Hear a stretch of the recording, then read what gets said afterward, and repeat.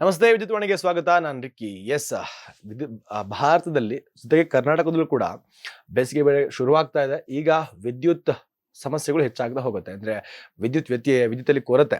Last ಒಂದಷ್ಟು previous ವಿಡಿಯೋಗಳನ್ನ ನೋಡಿದ್ರು ಕೂಡ ನಾನು ಹೇಳಿದ್ದೆ, ಈಗ ದೇಶಕ್ಕೆ ಒಂದಷ್ಟು 210 ಗಿಗಾವ್ಯಾಟ್ ಅಷ್ಟು ಕರೆಂಟ್ ಅನ್ನ ಉತ್ಪಾದನೆ ಮಾಡುವಂತಹ ಅನಿವಾರ್ಯತೆ ಇದೆ. ಸೊ ಹಾಗಾಗಿ ಸೋಲಾರ್ ಅನ್ನ ಬಳಸಿ ಪ್ರಧಾನಮಂತ್ರಿ ಅವರ ಯೋಜನೆ ಕಡೆಯಿಂದ ಸಾಕಷ್ಟು ಸಬ್ಸಿಡಿ ಕೂಡ ಬರ್ತಾ ಇದೆ, ಸಾಕಷ್ಟು ಅನುಕೂಲಗಳನ್ನ ಮಾಡಿಕೊಟ್ಟಿದೆ. ಸೊ ಸೋಲಾರನ್ನ ಬಳಸಿ ಅನ್ನೋ ಒಂದು ವಿಚಾರವನ್ನ ಹೇಳಿದೆ.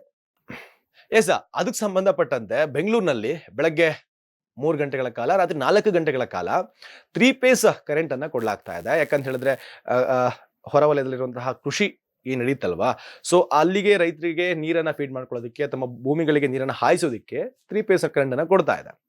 ಇದು ನಿರಂತರ ಜ್ಯೋತಿ ಮೂಲಕ 24x7 24 ಗಂಟೆಯೂ ಕೂಡ ಕರೆಂಟ್ ಅನ್ನ ಫೀಡ್ ಮಾಡೋದಕ್ಕೆ ಇದೀಗ ಬೆಸ್ಕಾಂ ಆಗಲಿ ಸರ್ಕಾರ ಆಗಲಿ ಬದ್ಧವಾಗಿದೆ.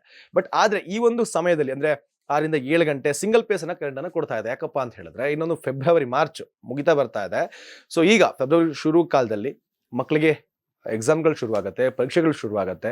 ಸೊ ಈಗ ಮಕ್ಕಳಿಗೆ ಓದುವಂತಹ ಪರಿಸ್ಥಿತಿ, ಓದಲೇಬೇಕಾದಂತಹ ಪರಿಸ್ಥಿತಿ. ಆದ್ರೆ ಈಗಲೂ ಕೂಡ ಒಂದಷ್ಟು ರೈತರು ಏನ್ ಮಾಡ್ತಾ ಇದ್ದಾರೆ, ಸಿಂಗಲ್ ಪೇಸ್ ಅಲ್ಲೇ ಕರೆಂಟ್ ಅನ್ನ ಬಳಸ್ತಾ ಇದ್ದಾರೆ ತಮ್ಮ ಜಮೀನ್ಗೆ ನೀರನ್ನ ಹಾಯಿಸೋದಿಕ್ಕೆ. ಸೊ ಹಂಗಾಗಿ ಬೆಸ್ಕಾಂ ಕಟ್ಟುನಿಟ್ಟಾಗಿ ಆದೇಶವನ್ನ ಹೊರಡಿಸಿದೆ. ದಯವಿಟ್ಟು ಈ ಸಮಯದಲ್ಲಿ ಸಿಂಗಲ್ ಪೇಸ್ ನಲ್ಲಿ ಇದ್ದಂತಾಗ ನೀರನ್ನ ಬಳಸ್ಕೊಂಬೇಡಿ, ಕರೆಂಟ್ ಅನ್ನ ಬಳಸ್ಕೊಂಬೇಡಿ. ಯಾವುದೇ ಕಾರಣಕ್ಕೂ ಸಿಂಗಲ್ ಪೇಸ್ ನಲ್ಲಿ ಇದ್ದಾಗ ನಿಮ್ಮ ಮೋಟರ್ಗಳನ್ನ ಆನ್ ಮಾಡ್ಕೊಂಬೇಡಿ. ಈಗಾಗಲೇ ರಾಜ್ಯಕ್ಕೆ ಕರೆಂಟ್ನ ಏನು ವಿದ್ಯುತ್ನ ಅವಶ್ಯಕತೆ ಹೆಚ್ಚಿದೆ, ಜಾಸ್ತಿ ಇದೆ. ಸೊ ಅದಕ್ಕೋಸ್ಕರನೇ ನಿಮ್ಗೆ ಬೆಳಗ್ಗೆ 3 ಗಂಟೆ ಕಾಲ, ರಾತ್ರಿ 4 ಗಂಟೆಗಳ ಕಾಲ ನಿಮ್ಗೊಂದು 3 ಫೇಸ್ ಕರೆಂಟ್ ಅನ್ನ ಕೊಡ್ತಾರೆ. ಸೊ ಆ ಸಂದರ್ಭದಲ್ಲಿ ಮಾತ್ರ ನೀವು ಕರೆಂಟ್ ಅನ್ನ ಬಳಸ್ಕೊಳ್ಳಿ. ಯಾವ ಕಾರಣಕ್ಕೆ? ತಮ್ಮ ಭೂಮಿಗೆ ನೀರನ್ನ ಹಾಯಿಸೋದಕ್ಕೆ ಬಳಸ್ಕೊಳ್ಳಿ.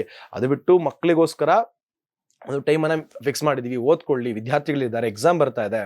ಸೊ ಯಾಕಂತ ಹೇಳಿದ್ರೆ ಈ ಟೈಮ್ನಲ್ಲಿ ಕೂಡ ನೀವು ಬಳಸೋದ್ರಿಂದ ಮಕ್ಕಳಿಗೆ ಓದೋದಕ್ಕೆ ಮುಂದಿನ ದಿನಗಳಲ್ಲಿ ಎಕ್ಸಾಮಿನೇ ತುದಿಗಾಲಲ್ಲಿ ಇತ್ತು ಅಂದಾಗ ಕರೆಂಟ್ ಸಿಗೋದಿಲ್ಲ. ಯಾಕಂತ ಹೇಳಿದ್ರೆ ಆ ಸಂದರ್ಭದಲ್ಲಿ ವಿದ್ಯುತ್ ಕೊರತೆ ಉಂಟಾಗ್ಬಿಟ್ರೆ ಕಷ್ಟ ಆಗತ್ತೆ. ಬೇಸಿಗೆ ಬರ್ತಾ ಇದೆ, ಉತ್ಪಾದನೆ ಕಡಿಮೆ ಇದೆ, ದಯವಿಟ್ಟು ನೋಡಿ ಬಳಸಿ ಅಂತ ಬೆಸ್ಕಾಂ ಕಟ್ಟುನಿಟ್ಟಿನ ಆದೇಶವನ್ನ ಹೊರಡಿಸಿದೆ. ಎಸ್, ಆಕ್ಚುಲ್ ಆಗಿ ಕರೆಕ್ಟ್ ಆಗತ್ತೆ. ಈ ಕಡೆ ರೈತರು ಕೂಡ ಬೇಕಾಗಿರುವಂತದ್ದೇ, ಜೊತೆಗೆ ಮಕ್ಕಳು ವಿದ್ಯಾಭ್ಯಾಸ ಕೂಡ ಅಷ್ಟು ಇಂಪಾರ್ಟೆಂಟ್ ಆಗುತ್ತೆ. ಸೊ ಹಂಗಾಗಿ ಇನ್ನ ರೈತರಿಗೆ ಒಂದು ಸಮಯವನ್ನು ನಿಗದಿಪಡಿಸಿದ್ದಾರೆ ಈಗಾಗಲೇ. ರಾತ್ರಿ 4 ಗಂಟೆಗಳ ಕಾಲ, ಬೆಳಗ್ಗೆ 3 ಗಂಟೆಗಳ ಕಾಲ ಕರೆಂಟ್ ಅನ್ನ ಕೊಟ್ಟಿದ್ದಾರೆ, 3 ಫೇಸ್ ಅನ್ನ ಕೊಟ್ಟಿದ್ದಾರೆ. ದಯವಿಟ್ಟು ಮಕ್ಕಳಿಗಾಗಿ ಎತ್ತಿಟ್ಟಂತಹ ಸಿಂಗಲ್ ಪೇಸ್ ಅಲ್ಲಿ ಬಳಸ್ಕೊಂಡು ಮಕ್ಕಳ ವಿದ್ಯಾಭ್ಯಾಸಕ್ಕೆ ತೊಂದರೆ ಆಗುವಂತೆ ಮಾಡಬೇಡಿ. ಮುಂದಿನ ದಿನಗಳಲ್ಲಿ ಅದು ಕೂಡ ಕಟ್ ಮಾಡಿಬಿಡ್ತಾರೆ, ಅಂದ್ರೆ ಪಂಪ್ ಸೆಟ್ಗಳ ವೈರನ್ನ ಕಟ್ ಮಾಡಿಬಿಡ್ತಾರೆ. ಈಗಾಗಲೇ ನಾವು ಗಮನಿಸ್ತಾ ಹೋದ್ರೆ ಸಾಕಷ್ಟು ಕಡೆ ಅದು ನಡೆದಿದೆ. ಸೊ ಹಾಗಾಗಿ ನಿಮ್ಮ ಎಚ್ಚರಿಕೆ ನಿಮ್ಮಲ್ಲಿರಲಿ. ಎಸ್, ಇದು ಶಿಕ್ಷಣದ ಅಪ್ಡೇಟ್ಸ್. ಸ್ಪಷ್ಟವಾಗಿ ನೋಡ್ತಾ ಇರಿ ವಿದ್ಯುತ್ ವಾಣಿ. Thank you.